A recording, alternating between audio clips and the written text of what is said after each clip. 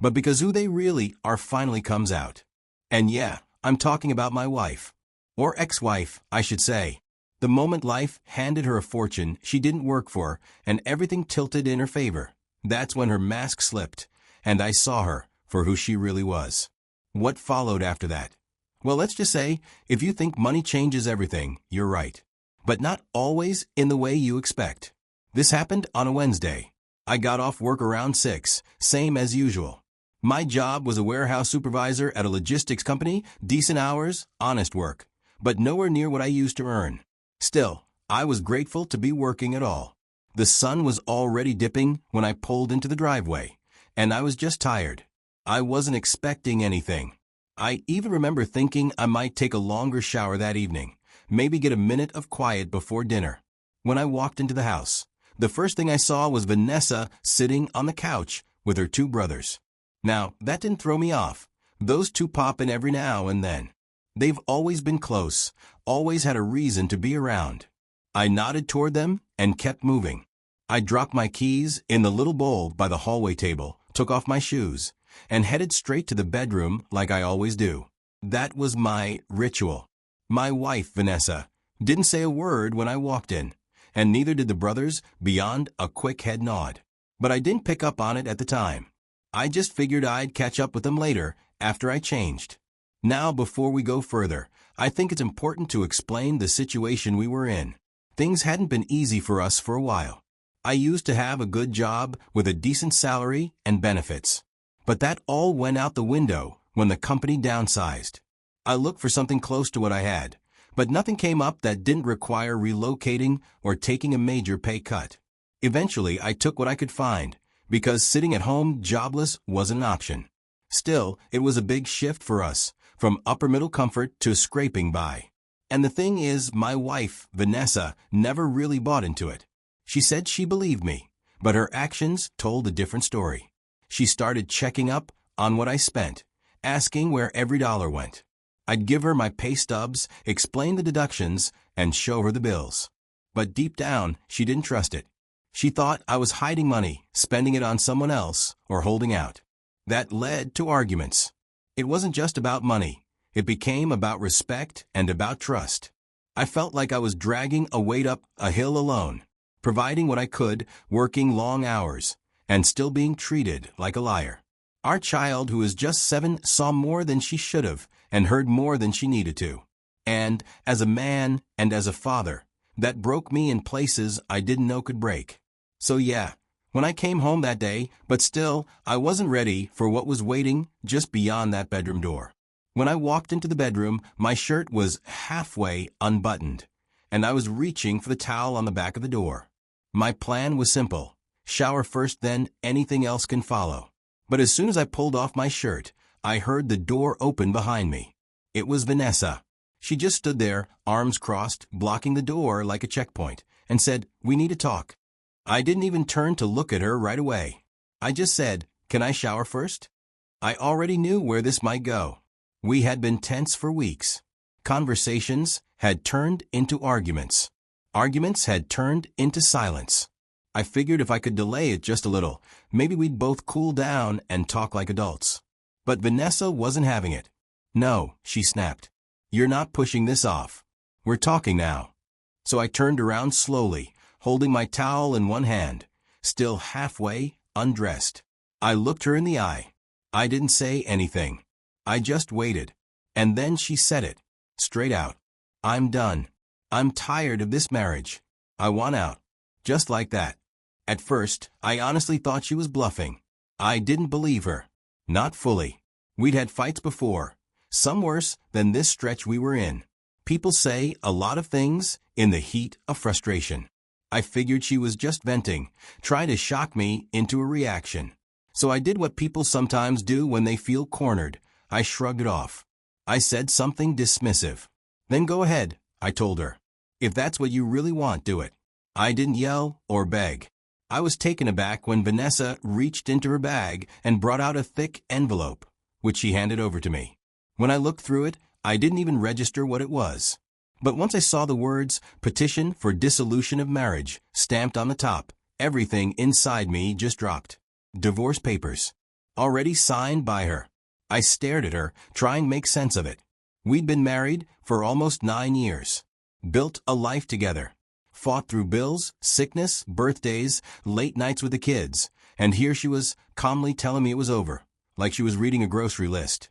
I asked her, "Is this really how you want our marriage to end?" I needed to hear her say it. Needed to know if this was a moment of stress or something fixable. She said, yes. It was like I'd already been erased from her life, and this was just her cleaning up the last detail. I didn't know what to say back. I was not sure what I was even doing. I finally decided to head toward the bathroom when Vanessa suddenly screamed like she was in danger. It was confusing because we hadn't been arguing. I wasn't even near her. But the way she yelled, anyone listening would have thought I had raised a hand to her. That scream was a strategy. It was meant to summon her brothers. And it worked. Within seconds, the bedroom door burst open. Her 2 brothers stormed in, with no questions asked. One of them grabbed me by the back of my head, the other by my shirt, and before I could even speak, they were dragging me through the hallway. I wasn't resisting. I was too stunned to even process what was happening. They yanked me out like I was some intruder. They shoved me out the front door, onto the porch, like garbage. One of them looked at me with pure disgust and said, "Don't come back here. Ever." The other added, "You heard her. You're done. You don't belong here anymore." I looked them in the eye and said the only thing I could, "You're going to regret doing this to me." They laughed. One of them actually clapped his hands and shouted, "Go cry to a lawyer." And then they slammed the door in my face. I asked them to allow me to take my things, but I was ignored. I was humiliated. But I was going to do something legally, and in a way they'd never see coming.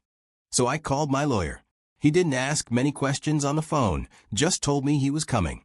He brought something for me to wear. Within an hour, we were sitting in a cramped office at the police station. I walked them through the entire incident, step by step, and explained how her brothers physically threw me out of the house. My lawyer took notes silently. When I finished, he leaned back, tapped his pen against his notebook, and said, "This isn't just divorce. There's something else going on here." He had a point. This was extreme and sudden. He told me that when a woman ends a marriage this coldly, it usually means she already has a next step lined up, either someone else or something she doesn't want me to know. That idea made me sick to my stomach because it started to make sense. She hadn't been acting normally in the weeks before. We agreed on 2 things that day. First, we weren't going to fight the divorce, at least not directly. If she wanted out, she could have it. But we were going to fight back where it counted. I had been physically assaulted and unlawfully thrown out of my own home. That couldn't go unanswered. So we filed a formal police report against both of her brothers. Assault. Forced eviction. The whole thing. My lawyer said we'd need this on record, not just for justice, but because it would matter when custody and property got involved later. As my lawyer reviewed Vanessa's divorce terms in the days that followed, he discovered she was asking for full custody. Just Jeffrey gets visitation rights, maybe. I could take the hit emotionally. I could even take losing the house. But handing over my child, like that wasn't happening. I looked my lawyer in the eye and said, "We'll fight it." Because no matter what my bank account said, I was there. I showed up for my child. I'd struggled the last year or 2. Life had been rough. I wasn't driving luxury cars or investing in beach condos like Vanessa dreamed about. But I never missed a day of being a dad. That meant something. And I told my lawyer flat out, "She can keep everything, but I'm not walking away from my kid." The legal process was tense from the start, with both sides digging in. But it was like a month in, just as the custody battle was heating up, that we realized something.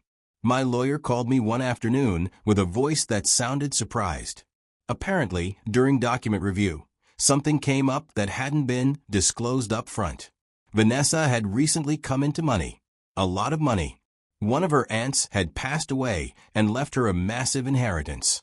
Stocks, primarily. We're not talking a couple thousand tucked away in a retirement fund. This was over $10 million. That one fact made everything click in my head. Her attitude, her rush to file, her sudden coldness, and this aggressive push for full custody. She wasn't just leaving me. She was repositioning her entire life, with money in her corner and the assumption that I'd be too weak to fight back. But once that detail came out, my lawyer jumped on it. We filed motions for full financial disclosure, not just the stocks, but any transfers, hidden accounts, shell investments, whatever she thought she could slide under the radar. The court took it seriously. She was forced to open the books.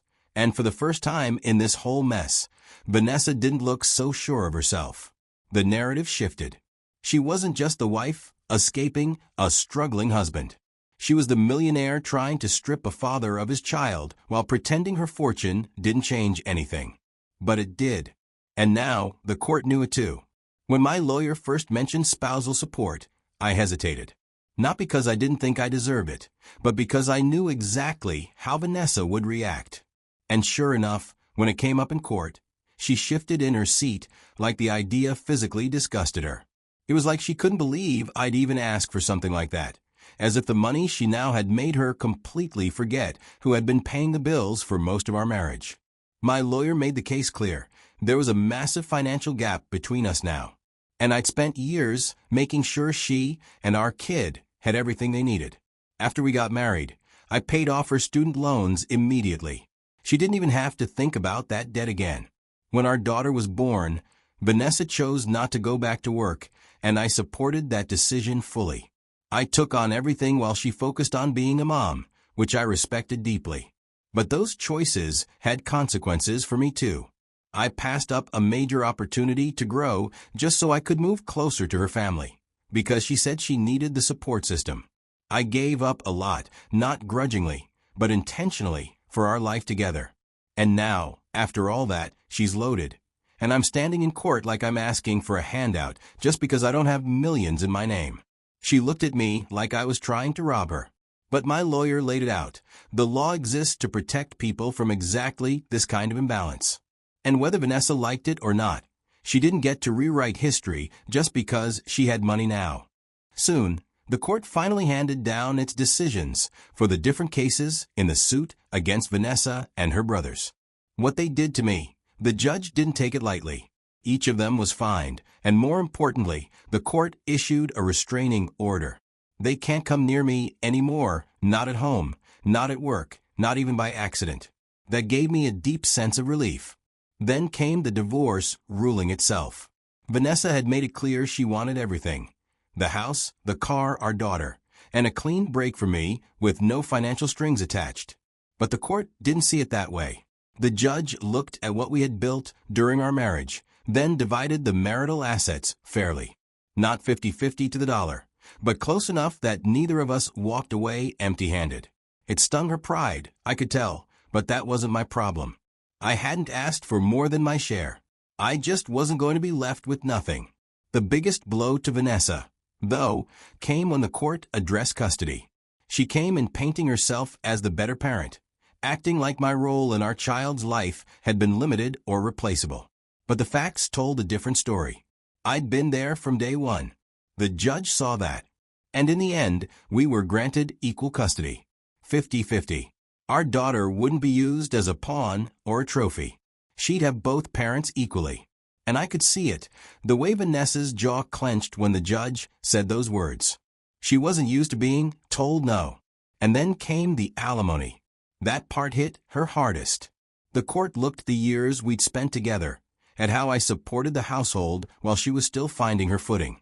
They considered the shift in financial balance, the fact that she now had more than enough to live comfortably, while I had to rebuild. The ruling. Vanessa would have to pay me monthly alimony for a set period. Not forever, but enough to help me get stable. I could feel her glare burning a hole in the side of my face. She genuinely believed that because the money was inherited, it made her untouchable. The law didn't see it that way, and for once, neither did the people enforcing it. When the court session ended and I stepped outside, Vanessa came storming out after me. She walked right up, pointed her finger at me, and spat out the word shameless. Said I was disgusting for taking a woman's money I hadn't earned. I didn't flinch. I just looked at her and smiled. I told her, "Thank you, Vanessa, for divorcing me." That was it. Whether she knew it or not, she'd done me a favor. That divorce was freedom. And, yeah, the alimony the court ordered, she didn't expect that. Vanessa tried to fight it, of course. Filed an appeal almost immediately. Probably thought she could charm her way into reversing the decision or twist it into some technicality. But it didn't work. The court stood firm, and so did I. She fell apart trying to shame me in front of people who had already made up their minds. After all the legal back and forth finally ended, life slowed down in a way I didn't expect. And for the first time in a long time, I wasn't stuck chasing overtime hours just to keep up with someone else's expectations. I stopped living paycheck to paycheck. I stopped waking up with that sick feeling in my gut about bills and rent and whether we had enough groceries for the week. I made a decision early on. I wasn't going to let the bitterness of the divorce touch my child. Whatever had happened between my child's mother and me, the child wasn't going to carry the weight of it. So I showed up. I was there, fully. When we spent time, I started learning the names of the child's favorite cartoons and how he liked his sandwiches cut. Those little things used to blur by when I was running on fumes, working 2 jobs, and still coming home to complaints. Now, I finally had the bandwidth to just be present. And let me tell you, that's a different kind of wealth. I got a fair share of the marital assets in the divorce. It wasn't everything, but it was enough to set me on steady ground. And with the alimony payments she was now legally obligated to make, I didn't have to stretch myself thin doing work I hated just to survive. I wasn't rich, not by any means, but I was stable. And when you've lived in chaos long enough, stability feels like luxury. I moved into a modest place that I actually liked. No one hovered over my shoulder, telling me what was wrong or what I forgot to do. The peace was something I hadn't realized I missed until I had it again. What surprised me most was how little I actually needed. Supporting just myself and my kid didn't take nearly as much energy or money. There's a kind of simplicity to this life that I never had before. I cook more now. I sleep better. I laugh more with my child.